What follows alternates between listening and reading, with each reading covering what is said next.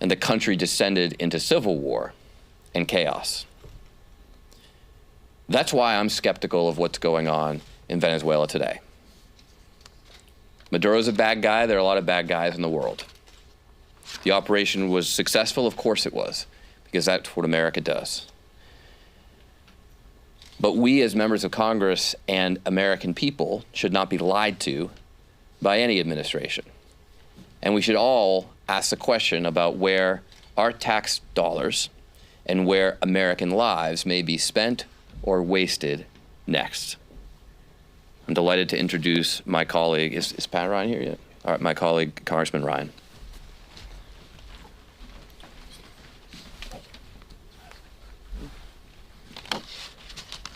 Thank you, Seth, and thank you to all my colleagues here. All of us took an oath. We raised our right hand. We said we would give our life for this country that we love so deeply. And undergirding that willingness to take that oath is trust. Trust. Trust that our country that we love, that we worship, would do right by us, would only send us and our brothers and sisters in arms to war if we absolutely had to, if we had no other choice, if we had exhausted all options. Importantly, if we had discussed it with the American people as our founders and framers intended and wrote and articulated explicitly in our Constitution. We all did that. I'll speak for myself. I would do it again every single day. But only if that trust is maintained. And that trust has been fundamentally broken by this administration with this action in Venezuela and with other ones before, but I think this one is particularly egregious. And many of us just left a briefing where certainly the trust deficit was only added to, deeply added to, by a refusal to answer any substantive questions, running out the clock on members, many of whom served in uniform, all of whom, on behalf of their constituents, deserve to ask good faith questions. The dual-hatted Secretary of State and National Security Advisor shrugged his shoulders when asked repeatedly, how much did this cost? And literally joked about it. This is not a joking matter. It's not a joking matter to those 7 incredibly heroic and brave Americans who were wounded in this action. And by the way, speaking of trust and lack of trust, that wasn't even disclosed until yesterday. Right before Christmas, all of us went into that same room. Marco Rubio and Pete Hegseth lied to our faces. More importantly, they lied to the American people who we proudly represent. They told us the goal was not regime change. They told us there would be no land attacks. They told us they would come to Congress before doing so because they also understand, or pretended anyway, to understand our Constitution. As I said, they didn't even tell us for days that there were American casualties, 2 of whom are still recovering in the hospital, and thank God we were just told we'll be okay. Frankly, the only moment of honesty in all this so far has been when Donald Trump that morning said, this is about oil. And I think he said it 12 plus times and has continued to say it. And then when he at least was willing to say what Rubio and others have tried to cover up and obfuscate, which is we're going to quote unquote run this country. Again, none of the questions about what that looks like were answered by Secretary Rubio in the briefing we just came out of. Frankly, I think the only people who are getting the truth here, and the president confirmed this on Air Force One the other night, are the oil executives who stand to make record-breaking profits. And having fought in a war for oil, I refuse to allow that to happen again. We already spent $7 trillion plus on 2 forever wars that never should have been started in the first place. And the choice now before us is, do we want to send more of our blood and treasure, our most precious resources, our young men and women, into a country that is a mess and has been a mess? Or the 6 others, by the way, that the president and his advisors have named and tweeted about? Or do we actually want to invest in the American people? Do we want to get health care for everyone? Do we want to get infrastructure that works? Do we want a better education system? Do we want to lower costs of housing and gas and groceries and everything else, which is the mandate of this administration? That's what we are all about. We're about stopping and ending forever wars and lowering costs for our constituents. We will not allow them to continue to lie to the American people. We'll hold them to account, and I'm so proud to stand with my colleagues here who will continue to speak up and not let them lie to us and, more importantly, to the American people. It is my honor now is Mike here? Mike Thompson? Nope, okay. I think he's on the way. My honor now to invite up a key member of our leadership. We're so proud to have him as our veteran voice in the leadership of our party, Representative Ted Lieu. Thank you. Thank you, Pat. Thank you, Congressman Moulton and the co-chairs of the House Democratic Veterans Caucus, Congress members Ryan and DeLuzio, for setting up this press conference, and all the Democratic veterans who are here today. Healthcare costs are skyrocketing. We also know that for the first time since the early pandemic and 2008 recession, America is losing blue-collar jobs, has been doing so since this February, and food prices continue to increase. And what is Donald Trump's response? Quote, in his words, running Venezuela. That is insane. That is not what the American people want. The American people want this president and Republicans to focus on the affordability crisis. And now we're hearing that the administration is going to seize Venezuela's oil, sell it, and then help rebuild Venezuela with that oil money. We should be rebuilding America, not rebuilding Venezuela. The focus of the Trump administration is completely misplaced. And what's even more alarming is they have no plan for the day after for Venezuela. There's no specific plan as to how they're going to get to a democracy.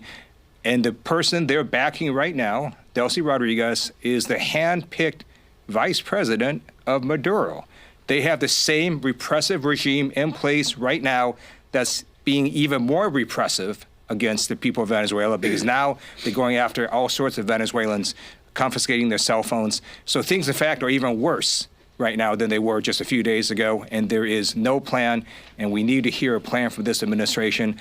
And as Seth Moulton has said, our military does amazing things. That's what America does. But it's always the day after that America has big problems with, and this administration needs to come up with a plan and needs to focus on helping Americans. That's what we should do. My honor now to introduce the amazing Representative Mike Thompson from Northern California. Thank you very much. It's an honor for me to stand with my fellow veterans today. I served in combat with 173rd Airborne Brigade. I was wounded in combat, and like everyone else on this stage who has served in combat, I'm here to tell you that war needs to be the absolute last resort. We all know it because we've all lived it. And many of our colleagues, many of our fellow military folks did not come home. The sad reality is that in war, people die. Now, there's no question that Maduro is a bad guy, but there's also no question that it's Congress that must approve acts of war. And if we send someone's son or daughter into harm's way, we better have a damn good reason to do that. And I'm here to tell you that oil is not a damn good reason to send anyone into combat. In 2002, I opposed the invasion of Iraq, and I got lots of criticism for doing that. It was a decision that I thought was important because we were sending troops into harm's way. I knew that people's sons and daughters would die. And I also knew that the justification that we were given was nonsense. It wasn't accurate. This is no different. We have not heard any justification. It was all about drugs 2 days ago. Today, it's all about oil. And as I said, oil is no reason to send anyone's sons or daughters into combat. So I'm here to ask that the American people stand with us and that we stand with the American people against any unprovoked military expansion in Venezuela, in Cuba, in Greenland, or any of this other nonsense that this administration is talking about. I'm here to call on the Speaker to bring up the bill that we're talking about today to prevent this president from enacting war without a vote of the Congress of the United States of America. And it's my honor to ask Representative Houlihan, a great service member, a great veteran, and a great colleague. Thank you. Thank you. I very much appreciate being here with my colleagues, my fellow veterans. I had prepared remarks, but have decided to sort of go off the cuff because as I was walking in here, I was asked by a reporter what my thoughts were about what's happening with Senator Kelly. And the attacks that have been made against him and his honored and storied career, and whether or not his statement represented how we should be responding. And the truth is, there were 6 of us, and now there are more. And there are more of us than are standing here on this stage who are veterans, who believe in the fact, as my dad raised me to understand, that the Department of Defense is the last line of defense. It is not something that you use to bend the world to your will whenever you feel like it. And effectively, that's what this administration is doing without any sort of clarity or understanding of why we're doing this. And I think that it is important and impactful when people like we are, people who have served anywhere from the Vietnam War through Desert Storm and through all of the current and modern wars, remember our history well enough to know that this is not what we are put in this service to do. This is not what our oath is about. And so I'm very grateful to be standing here. I'm very hopeful that eventually that I will not be just joined by Democratic veterans, but also by Republican veterans as well, who understand and remember their history, who understand and remember that we are the Department of Defense, not anything else. I'm grateful to be here, and it's my opportunity to introduce another fine veteran, another one from the great Commonwealth of Pennsylvania, Representative DeLuzio. Thank you, Representative Houlihan. I'm so proud to be joined and stand here with my fellow veterans. I'll lay out a pretty simple standard that I think we all should ask about whether you send Americans to fight or occupy a foreign land. Can you look young people in the eye and say they should risk their life and maybe die for it? Can you look parents and grandparents in the eye and say that their children or grandchildren should risk their lives and maybe die for it? I think if I ask my constituents and the folks on this stage ask theirs whether their kids and grandkids or maybe them should go risk their lives to bleed and die to occupy Venezuela for their oil, I bet you they say no. And the interesting thing to me is this administration has not even asked. The Republicans we serve with in Congress don't even want to ask their constituents that. I'll ask them some questions. If, God forbid, Americans come back and flag-drape caskets, are you going to stand there and tell their parents and their widows and their children it was worth it? There are already 7 Americans that we know of who were wounded in what happened over the weekend, and thank God they survived. And as I understand it, will recover. These are not idle or hypothetical risks. And so many on this stage understand that or have friends who may not have come home. That's the standard. So the Congress, Democrats and Republicans, should grow a spine, look at the Constitution and Article 1 that rests those war powers with us and the American people, not a president, not any president. That's my simple message. Our Republican colleagues should do the same and join us. Thank you. And I should introduce, from the Commonwealth of Virginia, Representative Midman. Thank you so much. So thank you to my colleagues, Seth Moulton and Pat Ryan, for gathering us here today, and to all of the Democratic veterans that have put on this uniform, this country's cloth. Today I stand before you, a 25-year Army veteran and a member of the U.S. Armed Services, House Armed Services Committee, representing tens of thousands of active duty service members and veterans in the 7th Congressional District of Virginia. And here's what I know to be true. The American people don't want this war in Venezuela. And let there be no mistake, the actions that took place on the 3rd day of this year were an act of war. It was regime change, it was dozens of aircraft bombing, and that American blood and treasure has already been expended. The real question going forward is how much. The president did not come to the American people to make his case about why the operations in Venezuela, which were conducted really magnificently, and I commend the U.S. military and armed forces for that. But he didn't come to to the American people, nor did he go to Congress to seek authorization for the military force. And he should have. Regardless of the president's actions, I believe the decisions to take this country into war demand transparency and the consent of the American people. And through the voices of the elected representatives of the American people, the people that are standing before you today. I served in Iraq.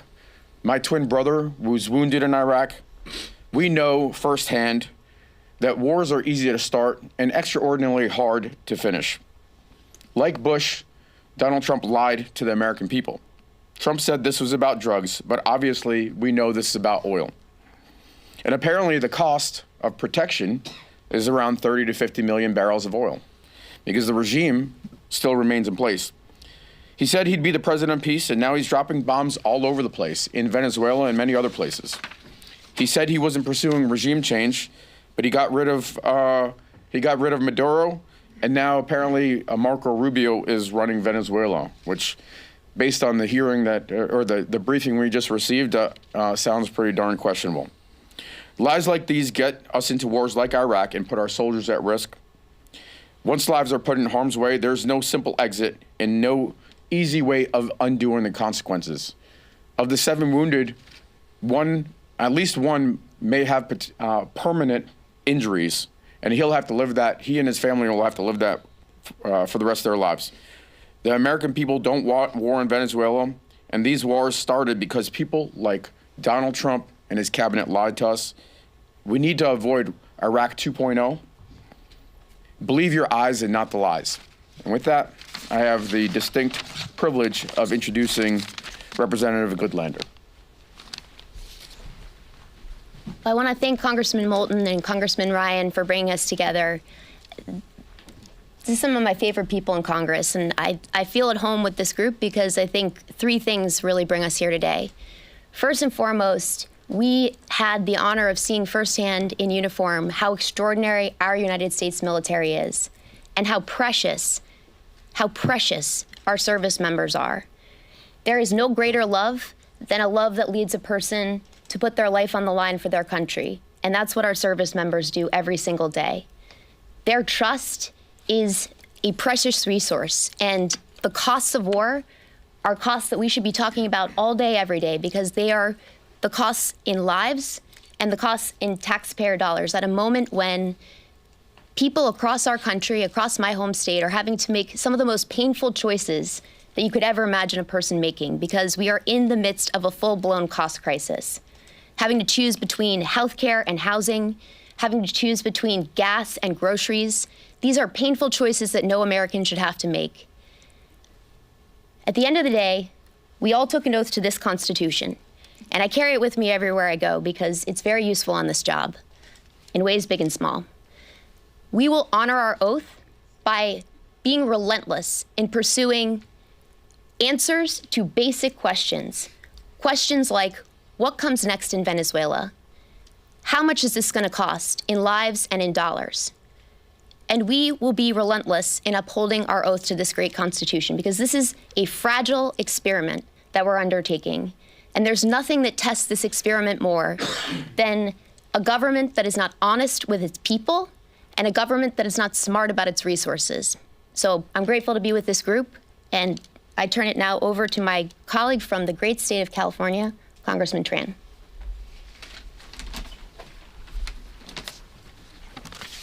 Thank you so much, everyone, for being here. Thank Rep. Moulton and Ryan for convening this. Good afternoon. I'm Representative Derek Tran. I am an Army veteran, proudly serving the people of California's 45th District. I enlisted in the Army Reserve when I was 18 years old because I believed that it was my duty to give back to the country that gave me and my family everything.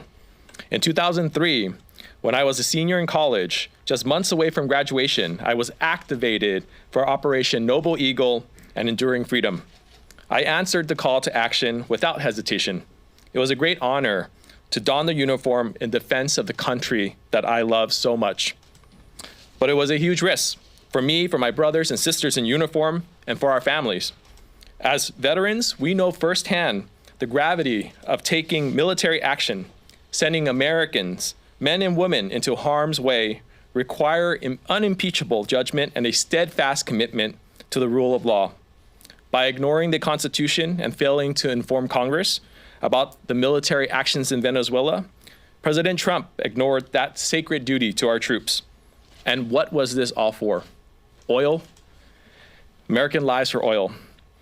We've seen this before. Thousands of American soldiers were killed, thousands more had their lives indelibly scarred, and trillions in taxpayer dollars was wasted when the U.S. invaded Iraq in 2003. Over 20 years later, we stand on the brink of yet another costly forever war that threatens the lives of our heroes in uniform.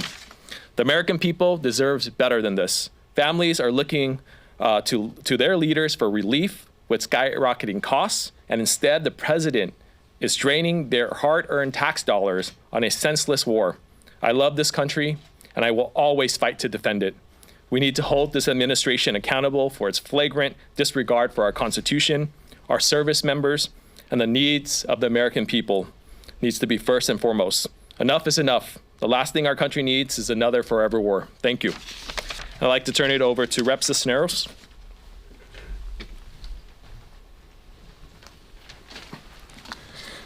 Thank you all for being here today. I am Congressman Gil Cisneros from California, a Navy veteran, member of the House Armed Services Committee, as well as a former Undersecretary of Defense in the Department of Defense. I stand here today with my colleagues today to condemn the Trump administration's reckless and unconstitutional military action in Venezuela. The Constitution's clear. Only Congress, not the President, has the power to authorize war or military action. This pursuit of military intervention and regime change without any concrete plan or any way to how to address the instability it's now created within Venezuela is ludicrous. I know because I served in our military, I worked at the Pentagon. This is not how America prioritizes its national security. Our service members are not pawns to be used by the president. Trump can get the media so that Trump can get the media off his back. We all know what this military action was about. It's about oil, and it always has been. Hell, even Trump gave up his, he talked to the heads of oil companies before he even talked to members of Congress. If it was, he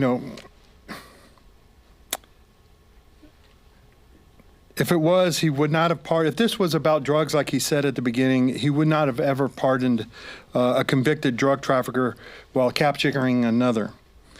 The American people deserve transparency, and Trump can boast he can boast that he's more transparent than any administration in history, but that's a flat-out lie. Trump, Hegseth, and Rubio are hiding from accountability, and they need to publicly justify what the justification was for their actions. I am deeply disturbed by the president, his actions that he is taking, this unilaterally making these highly contentious actions in another country, and I stand firmly against sending America into another endless war over oil. We cannot allow the Trump administration to unconstitutionally and recklessly keep playing with our national security. And with that, I'd like to turn it over to my colleague and friend, Representative Jimmy Panetta. Thank you, Gil. Thank you, Representative Moulton, and thank you to my fellow veteran colleagues here. Jimmy Panetta, 19th Congressional District, Afghanistan war veteran. What we've seen with this intervention is that it brought great uncertainty, instability, and insecurity, all because Congress doesn't have enough tenacity to stand up to this president. As much as all of us up here appreciate the swift, amazing, and super job done by our special forces and intelligence community to remove a despot on January 3rd, we are gravely concerned about the uncertainty that lies ahead in the day after. This Vice President Rodriguez, we don't know what she's about. We don't know who supports her internally or externally. We don't know when she's going to have elections. We don't know if there was a deal for oil. In regards to oil, We don't know who's going to spend hundreds of billions of dollars to extract and revive that industry.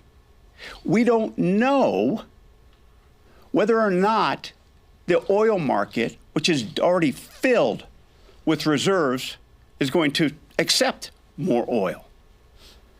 We don't know how much this operation is going to cost. This uncertainty leads to great instability, not just in Venezuela, but in the region and with the United States of America. It brings insecurity. This president is all about spheres of influence. But what we've seen when we leave it up to China and Russia to have their own sphere, they dominate it. And that's when they threaten the United States of America. This is not about spheres of influence. We need to make it as a Congress about a sphere of governance. We, as a United States Congress, need to step up to our constitutional authorities. We need to ensure that this president abides by the Constitution. But this is what happens when you come to Congress, when you lie to Congress, and when you go around Congress. That's why Congress needs to show tenacity, a tenacity that it hasn't shown in the 119th, now more than ever. Not just to prevent these types of wars, but to make sure that we live up to our constitutional duties. It's my honor to represent a good friend of mine, fellow veteran, Jason Crow. Thank you, Jimmy, and thank you to my fellow veterans. It's always an honor to stand with them in defense of our Constitution and our nation. I must say, as a 3-time combat veteran, I get pretty damn hot when a 5-time draft dodger bangs the war drums and talks about how easy it is to send boots on the ground in a foreign country. It's a pattern of abusing our military, disrespecting our military that continues to this day. You know, I learned years ago that when elites bang the war drums and talk tough in Washington, D.C., they're not talking about them or their kids going to do the thing. They're talking about kids like me, working class folks from around this country where I grew up that have to pick up a gun, jump into a helicopter or a tank and a ship and go do the hard work. And that's why I bristle when elites once more in this town are so cavalier about the use of American lives and American military power. Let's also be clear that our job as members of Congress is not to be cheerleaders. You've seen all sorts of our Republican colleagues talking about how amazing this operation was. I agree with them. There's no doubt that we have the ability to go almost anywhere in the world at the time and place of our choosing and kill or capture our adversaries or our enemies. That is true. But that's not our job as members of Congress.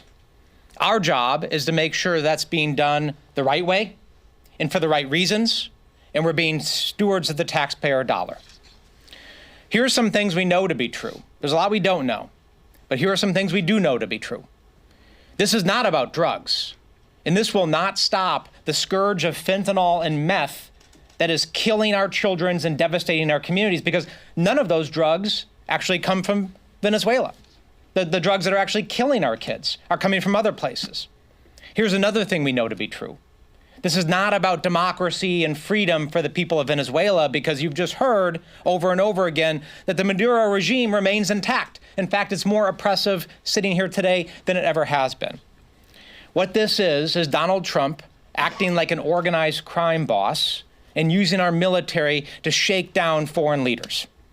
Not only is that wrong and illegal, but it's going to undermine the safety and security of the American people. Because a smaller, weaker America with fewer friends means we have to go it alone. And when we go it alone, Americans have to suffer the consequences. That's what this is about. That's what we will continue to fight back against. That is what our duty and our oath compel. Thank you. All right, well, I want to thank my amazing colleagues. It makes me so proud to stand up here with all of you fellow veterans. You heard powerful words backed by deep credibility from the members of Congress standing with me. But fundamentally, you heard from Americans who are willing to do our jobs here in Congress, just as we did our jobs serving the country in the armed services. We'd now be happy to take your questions. And because we are a military group, I will not hesitate to designate folks to answer them. I'm not going to answer all the questions myself, but if anyone would like to jump in, just speak up. Did you, in the briefing, did you receive any indication or justifications of law enforcement or national interest could be laying a predicate for actions in other countries like Cuba or Colombia or even Jim, you want to take this? Look, obviously, we're not going into much about the briefing, and I don't think we should, based on the fact on the TS nature of that briefing.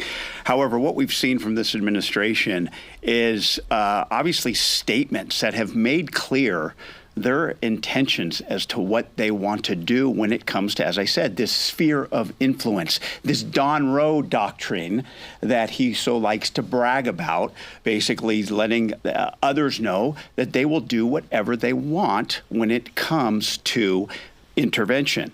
And what's unfortunate, and what we have to stand up to, is that they're going to make up whatever they want when it comes to the legalities of these types of actions. I mean, this is the incoherence of this type of policy when they said the drug boats were about narco-terrorism, yet then they do regime change, and it's for law enforcement purposes. Like I said, this inconsistency leads to this instability, and unfortunately, that's why we have so much uncertainty at this point. I'll just add that at some point you question the value of these briefings, because they've obviously been lying to us about this operation, so I don't know why we would believe they would tell us the truth about Greenland or anywhere else. Next question. Yes. Thank you. A number of you have mentioned how you have to stand up to the Trump administration to have more tenacity or to have a spine. I think someone said as well. Could you realistically talk about what does that look like? And then have you spoken to any of your friends across the aisle to see if there's Republican support for standing up? Who would like to take that? You want to talk about the resolution and your resolution as part of that? Sure. Why don't you speak to it, Pat? Well, so I think there are multiple pieces to both formally and informally what we're able to do, and would welcome colleagues to join.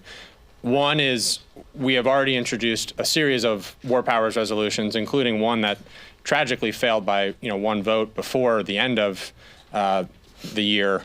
And there are plans to introduce, including the one that Seth is leading, continuing legislation to make clear we will not fund another forever war in the United States of America on our watch, and particularly introducing the idea, I think, to Seth's credit, of funding and our precious treasure of this nation hopefully will bring some more courage from our Republican colleagues. And I do want to say, like, Congress needs to step up, but I want to be very clear and explicit about that. Congressional Democrats have stepped up multiple times. Knowing that this was coming, or fearing anyway, we introduced multiple war powers resolutions to constrain exactly this scenario. And we will continue to do that now that we've seen the actions that they've taken. We just need, a few Republicans actually did vote in favor of at least one of those before the end of the year. And my hope is that now that we've seen the dishonesty and the lies, that we'll see more of them. The bill that Congressman Ryan is talking about is very simple. It just says taxpayer dollars will not go to ground operations in Venezuela. We should have that vote. That's our responsibility in Congress, to have that vote. And I can tell you that I have heard directly from Republicans that they would be, quote, raising hell if Joe Biden were doing this. Next. On the Sir. point about the taxpayer dollars, are you planning on offering that as an amendment to a defense appropriations bill this month, or what's the mechanism? I mean, we're going to try to offer it however we can to get a vote on it. Okay. Next. What about hearings? Is there any prospect of any hearings? Well, we're certainly going to push for hearings, but, the question will be, will they tell us the truth? Other questions? Both you as well as some of your colleagues have mentioned inaccuracies, lack of information, et cetera. What's the balance from y'all's standpoint, especially on the Armed Forces Committee, between maintaining security for this type of operation and maintaining Congress actually being informed to be involved in these sorts of decisions? Jason or Eugene, do you want to speak? The I have so many things to Yeah, say. John, thanks for the question. There's no balance that needs to be struck with that, right? You don't have to choose between operational security and oversight because we actually have classified hearings, closed hearings. I'm a member of the Armed Services Committee and the Intelligence Committee, like Ms. Houlihan is as well. We do plenty of closed hearings that are protected. And we all know, by the way, I mean, we served in uniform. We know how to protect that information. We never divulge sources and methods. We never divulge anything that would put our service members at risk, that would be antithetical to who we are as individuals and our oath. But we will push for oversight, right? We have 4 primary mechanisms of power right now, right? One is oversight, and we'll do public oversight to bring to light the abuses, the egregiousness, the lawlessness of this administration and how their actions aren't making housing cheaper, aren't making groceries cheaper, aren't fixing the healthcare crisis that tens of millions of Americans are facing right now. In fact, it's doing the opposite of what Donald Trump campaigned on when he was elected, and that was to end endless wars and to restrain American adventurism. Number 2, the war powers. We're going to force them to vote on this stuff. If they're going to turn their back on their oath and their responsibility, then we're going to force them to vote on it. Third is appropriations. We'll use every mechanism we can as the power of the purse to restrain irresponsible funding, the billions of dollars that are being spent and wasted on things that don't make Americans' lives better. And then the fourth is we're just going to beat them at the ballot box and replace them with people who give a damn about their oath and the American people. Thanks. Next question. You mentioned that you have some questions about the interim president of Venezuela. I'm just curious, do you think the United States can trust interim President Rodriguez? And you talked about who the eventual leader of Venezuela should be, but there's this Machado versus Rodriguez dynamic. Absolutely, and I think these are legitimate questions to ask, especially with the dynamic of quote-unquote President Rodriguez, with her being Maduro's number 2, with her right out of the chute saying Maduro is still president, with her right now cracking down on protesters and dissidents and cracking down on cellular coverage there in Venezuela. And as you heard, and I believe, it's more repressive now than it was under Maduro based on her desire to gain control. So you bet we have serious questions about her. And no, I do not know, and nor do I think that we can trust her, considering that she is a leftist, considering that she is someone who basically is going to fill those shoes of Maduro apparently quite well. Obviously, we want to make sure that either Machado or I think it's Gonzalez, the winner, the outright winner of the election in 2024, are ready and willing to come back and be a part of these elections. We need a timeline from this administration that claims it's going to run Venezuela. Then give us a timeline as to when they're going to start implementing democracy and democratic values, and that starts with elections. No, go ahead. And I'll just add before Pat speaks, we can't speak about classified answers from a classified briefing. But we can tell you what they didn't say. And this question was asked because Maduro is an illegitimate leader, because someone else won the election, Gonzalez. So the question was simply asked, when will the opposition be restored to power? And Rubio refused to answer that question. And just to zoom us out and to this sign, for those of us that have been through this and seen this movie before, people on the stage and people in this room and people across this country, we had almost these exact same conversations in Iraq and to a certain degree Afghanistan as well, where over and over hopes were placed on some foreign leader who the day before most Americans frankly didn't even know their name.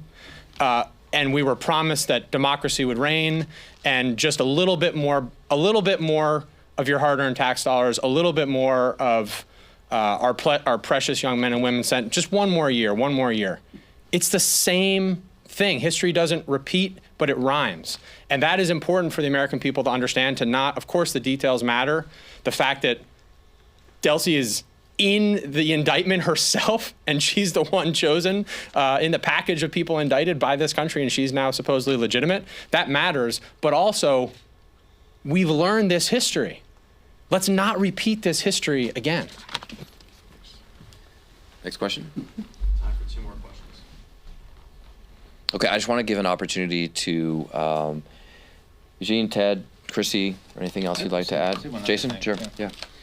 As some of my colleagues have alluded to, the lies of this administration continue unabated.